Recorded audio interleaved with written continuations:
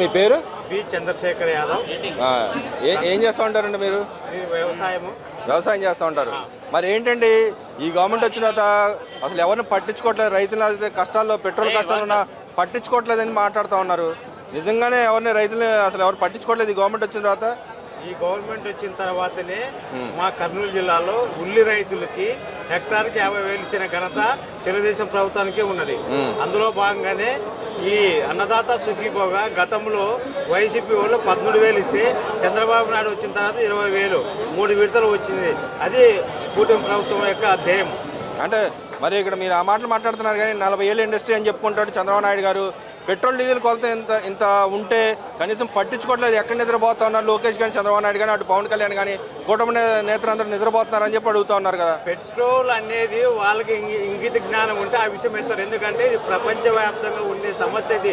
ఎందుకంటే ఆమూర్ జలసంధి బంద్ చేసినారు.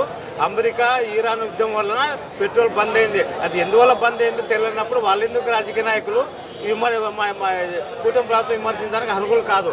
అంటే ఆ బేస్ చేసుకుని మాట్లాడుతాం తప్పితే దేశం మొత్తం ఉంది ఇక్కడ కాంగ్రెస్ పరిపాలన ఉన్న రాష్ట్రాలు అన్నింటిలో దొరుకుతుంది, మన దగ్గర ఎందుకు దొరకలేదు, ఇదంతా స్కామ్ చేస్తూ ఉన్నారని చెప్పి మాట్లాడుతూ ఉన్నారు. ఎక్కడ లేదు మన భారతదేశంగా మొత్తం ఇది పెట్రోల్ సమస్యలు. కానీ దాన్ని అధిగమించి చంద్రబాబు నాయుడు యాక్షన్ తీసుకుంటారు. ఎంఆర్ఓలు అయితే ప్రతి పెట్రోల్ బంక్కి వాళ్ళని సర్వే ఉండి వాళ్ళు పెట్రోల్ ఎక్కడ డిమాండ్ లేకుండా. కానీ ఇప్పుడు కూడా పెట్రోల్ ఎక్కడే పెద్ద డిమాండ్. కానీ జనం ఎందుకుందంటే ఇంకా బ్లాక్ అవుతుందని చెప్పి ఎగబడుతున్నారు తప్ప. ఎందుకంటే మేము కూడా సామాన్యమైన రైతు కుటుంబం వచ్చినాము. పెట్రోల్ కానీ డీజిల్ కానీ ఒక గంట అటు ఇటు ఉండొచ్చు. కానీ అది ఎందుకంటే అక్కడ ప్రపంచంలో యుద్ధం జరిగింది కాబట్టి బ్రేక్ అవుతుంది తప్ప ప్రభుత్వ వైఫల్యం అయితే కాదు. కానీ వాళ్ళు ఇంకో మాట కూడా మాట్లాడుతున్నారు.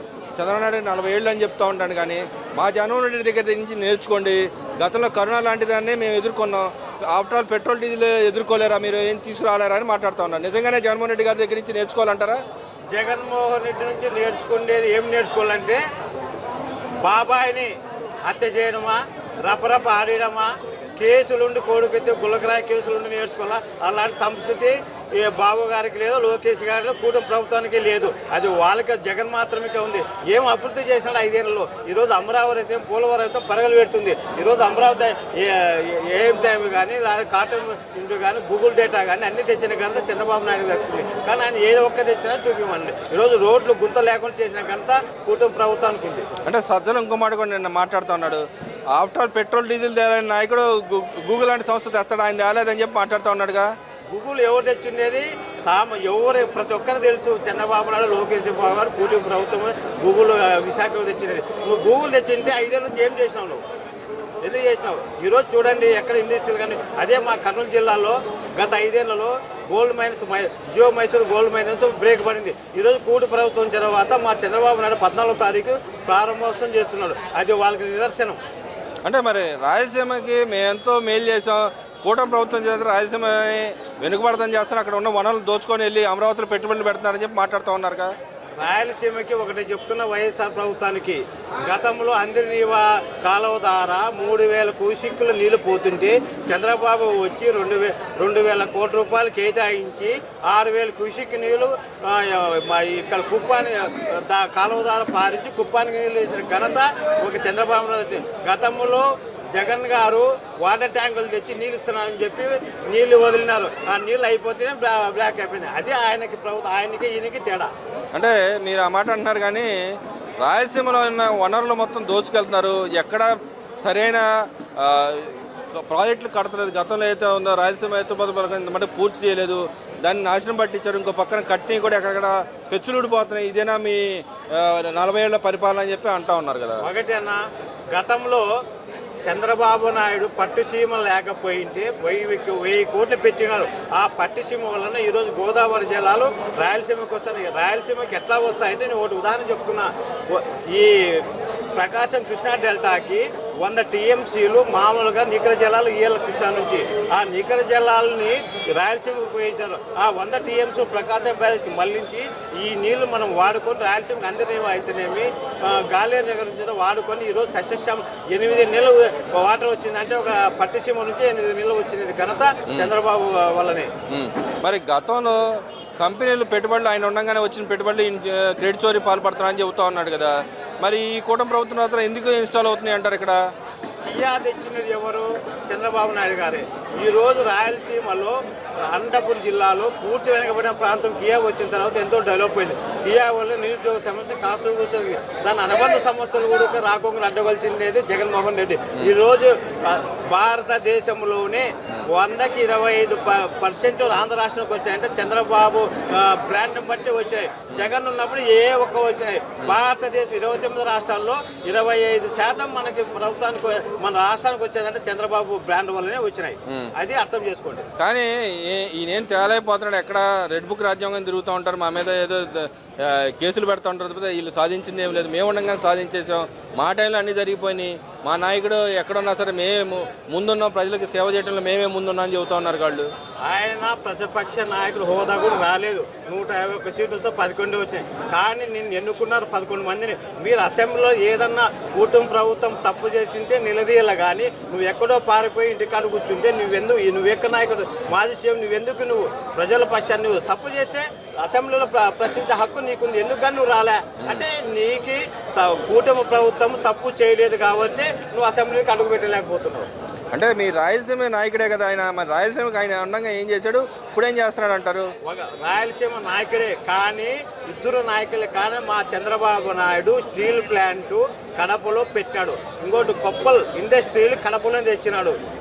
ఒంటిమిట్టలో శ్రీరామదేవం, కానీ ఎక్కడో అక్కడ కోస్టాబిలిటీ రాకపోతే రాయలసీమలో ఉండాలని చెప్పి మనకు భద్రాచలం పోతే ఒంటిమిట్ట రామదేవులను శ్రీరామనవమి జరపడానికి ఆయన నిదర్శనం. అది పార్టీలకు అతీతంగా ప్రాంతాలకు అతీతం లేకుండా డెవలప్మెంట్ చేసిన ఘనత ఒక చంద్రబాబు నాయుడుకే దక్కుతుంది.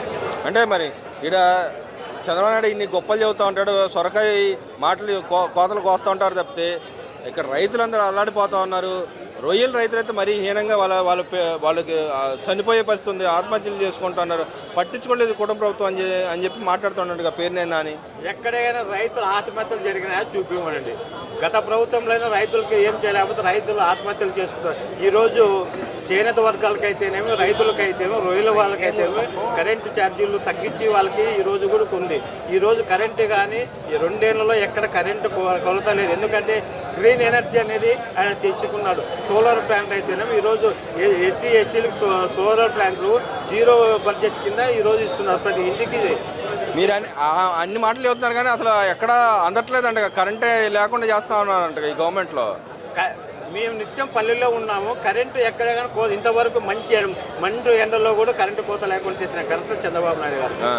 అదేంటండి, అసలు కోతలో ఎక్కడ చూసినా డీజిల్ అందట్లేదు, పెట్రోల్ అందట్లేదు, ఇంకా ఈ గవర్నమెంట్ ఉండే ఉపయోగం ఉందని మాట్లాడుతున్నారు. ఎందువల్ల అనలేదు, అందలేదు అనేది ప్రసక్తులు. కానీ ఒకరోజు కావచ్చు లేకపోతే, కానీ అక్కడ ఆర్మూర్ జలసంధి నుంచి మనకు మొన్ననే మనకు 3-4 నౌకలు వచ్చేటివి మనం మళ్ళీ బంద్ చేశారు. దానివల్ల కానీ మన ఇండియా మీద మోడీ గారు చర్య తీసుకొని మనకి ఇస్తున్నారు. కానీ ఎక్కడ సమస్య అంటే లేదు. ఉండొచ్చు ఈ రోజు లేకపోతే మళ్ళీ రోజు వస్తుంది, ఎక్కడ ఇబ్బందులు లైన్లో ఉండి ఏం లేదు. గ్యాస్ కూడా కానీ గ్యాస్ ఈ రోజు బ్రహ్మాండంగా జరుగుతుంది. ఎక్కడ దాన్ని క్రియేట్ చేస్తున్నారు వాళ్ళు, రాజకీయ లబ్ధి కోసం క్రియేట్ చేస్తున్నారు. మరేంటి మీ పార్టీ విధానాలు చూస్తే వేసీలు కూడా అసహించుకుంటారనే మాటలు మాట్లాడుతున్నాడు ఆయన. అది వాళ్ళకి తల్లి చెల్లి ఎవరు ఆయన లేరు. ఆయన స్త్రీ సమాజాన్ని గౌరవించలేదు. ఆ రోజు గతంలో అమరావతి కోసం స్త్రీలంతా పోరాడుతుంటే వాళ్ళ బూటకాలతో తనే ఘనత వాళ్ళకుంది. కానీ ఈరోజు మా చంద్రబాబు కూటమి వచ్చిన తర్వాత స్త్రీలను గౌరవిస్తున్నాడు. ఈరోజు స్త్రీశక్తి బస్సు కూడా ఫ్రీగా ఇస్తున్నాడు. గ్యాసులు అయితేనే అవన్నీ ఇస్తున్నాడు. అది స్త్రీలకు ఉండే విలువ చంద్రబాబు నాయుడు తెలుస్తుంది. ఆయనకేం తెలుస్తుంది? తల్లిని చెల్లిని గౌరవించలేని వ్యక్తి ఆయనకు స్త్రీ సమాజం గురించి చెప్పే అర్హత లేదు. అంటే మీ పార్టీనే తిడతా ఉన్నాడు, బహిరంగంగా తిడతా ఉన్నాడు, అంత పచ్చిగా. వేసీల కన్నా ఘోరంగా ఉంది మీ పార్టీ విధానాలు. మీ పార్టీ ఎందుకని తిడతా ఉన్నాడు కదా.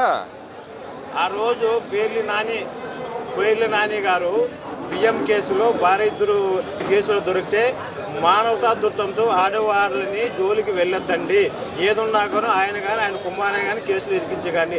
ఆడవారు అంటే మనకి ప్రేమ.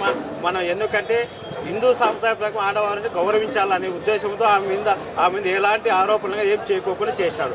నువ్వు కనీసం నీ చెల్లెలు చీర కట్టుకుంటే కూడా కానీ నువ్వు చంద్రబాబుకి లొంగిపోయినావు అనే నీచాతినిచమైన సంస్కృతి నీది. పట్టించి ఇప్పుడు పశువు చీర కట్టుకుంటే ఏమి ఆడవారికి గౌరవము. పశువు అనేది మన హిందూ సంప్రదాయ ప్రకారము ఒక సాంప్రదాయం అనేది పశువు అంటే ఆ దాన్ని కూడా క్రియేట్ చేసి చెల్లిని కూడా కనీసం ఇంకెళ్ళకి చెల్లినే విమర్శించిన వ్యక్తి నువ్వు ఇంకా రాష్ట్రంలోనే స్త్రీని ఏ విధంగా గౌరవిస్తారు? అంటే ఇక్కడ చేతగానితనంగా ఉందా మీ పార్టీ? ఇంత పెద్ద మాట అన్న తర్వాత కూడా మీ పార్టీలో ఎవరు కనీసం స్పందించిన తీరు లేదు. ఇంకో పక్కన చూసుకుంటే వాళ్ళు నిన్నగా మొన్న పేపర్లో ఏదో చిన్న వార్డు మాట్లాడిన దానికి అంత రచ్చ చేస్తా ఉన్న పరిస్థితి. ఎందుకని చర్యలు తీసుకోవట్లేదు? పక్కన కోర్టులు కూడా చర్యలు తీసుకోమని చెప్పినా కూడా ఎందుకు తీసుకోలేకపోతుంది గవర్నమెంట్? ఏనుగు పోతుంటా కుక్కలు మరుగుతుంటుంది, కానీ అది వెనక్కి తిరిగితే ఏనుగు పాదం మోపితే కూడా నశించిపోతుంది. కానీ మేము ఒక తెలుగుదేశం పార్టీ రామారావు స్థాపించినది ఎందుకంటే ఒక నీతి నిజాయితీ ఒక సభ్యత గల పార్టీ. ఏదో వాళ్ళు వల్గర్ చేసినా చెప్పి మేము వల్గర్ చేయాలి. ఒక పద్ధతి ప్రకారమే మేము పోతున్నాం. లా అండ్ చట్ట ప్రకారం వాళ్ళు చర్య తీసుకుంటాం. అంటే వాళ్ళని మేము వస్తే రప్పరప్ప నరుగుతాం ఇలాంటి వ్యాఖ్యలు చేసినా కూడా గతంలో ఏం మాట్లాడిన పరిస్థితి, కేసులు పెట్టి తూతుమాతం చేసిన పరిస్థితి.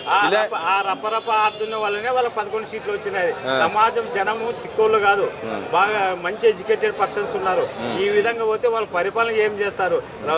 రౌడీజం వస్తారు. అందువల్లనే వాళ్ళకి 11 సీట్లకే కూర్చోబెట్టినారు. ఈరోజు 23 సీట్లు ఉన్నాయి, 164 సీట్లు ఎందుకు వచ్చినాయంటే చంద్రబాబు నాయుడు బ్రాండు. ఆయన వస్తే ఇంకా అధ్వానంగా అయిపోతుంది. 5 ఏళ్ల పరిపాలన పూర్తి అధ్వానంగా అయిపోయింది. అందువల్లనే ఈరోజు కూటమి ప్రభుత్వం బంపర్ మెజార్టీ వచ్చింది. మరి గూగుల్ డేటా సెంటర్ తెచ్చారని మీరు గొప్పలు చెప్పుకుంటున్నారు. గూగుల్ డేటా సెంటర్ గొప్పలు చెప్పుకుంటారు, అది మా టైంలో వచ్చిందని చెబుతున్నారు. కనీసం ఉద్యోగాలు ఎన్ని వస్తాయో చెప్పలేని పరిస్థితులు గవర్నమెంట్ ఉందంట కదా. గూగుల్ డేటా వచ్చిండేది దగ్గర 1,50,00,000 కోట్ల ప్రాజెక్ట్ అది గూగుల్ డేటా అనేది. నువ్వు గూగుల్ డేటా తెచ్చినంత 5 ఏళ్ళ నుంచి ఏం చేసినావు? ఎందుకు నువ్వు అమలు చేయాల? ఈరోజు ఈ నెల 28 ఎప్పుడో శంకుస్థాపన ప్రారంభం చేస్తున్నారు మా బాబు గారి కూటమి వల్ల. గూగుల్ డేటా అనేది కొన్ని లక్షల కోట్లు వచ్చినది. నువ్వు కనీసం నీ 5 ఏళ్లలో గూగుల్ డేటా మైక్రో బిల్గేట్ వాళ్ళు నీ ఏది భయపడే బిల్గేట్ కూడా రాలే. కానీ చంద్రబాబు బ్రాండ్ చూసి ఈరోజు మొన్న బిల్గేట్ వచ్చి చేశారు. గతంలో మూడో ప్రభుత్వం వచ్చినప్పుడు హైదరాబాద్ని డెవలప్ చేసిన చంద్రబాబు నాయుడు బిల్గేట్స్. నువ్వు నిన్ను చూసి ఎవరైనా ఏ పారిశ్రామికవేత్త కానీ ఏ సిద్ధాంతపరంగా ఎవరైనా కానీ నీతో కలిసారా? నువ్వు ఎందుకంటే ఒక శాడిస్టు. నీకు అప్పుడు ఎందుకు ఇచ్చినారంటే రాజశేఖరుడు తనయుడు ఒక పార చూస్తామని చెప్పేది నీకు ఇచ్చినారు. కానీ ఈరోజు తెలుసుకొని ఈ వెధ వచ్చే రాష్ట్రం సర్వనాశనం అవుతుందని చెప్పి నీకు ఇవ్వలేదు.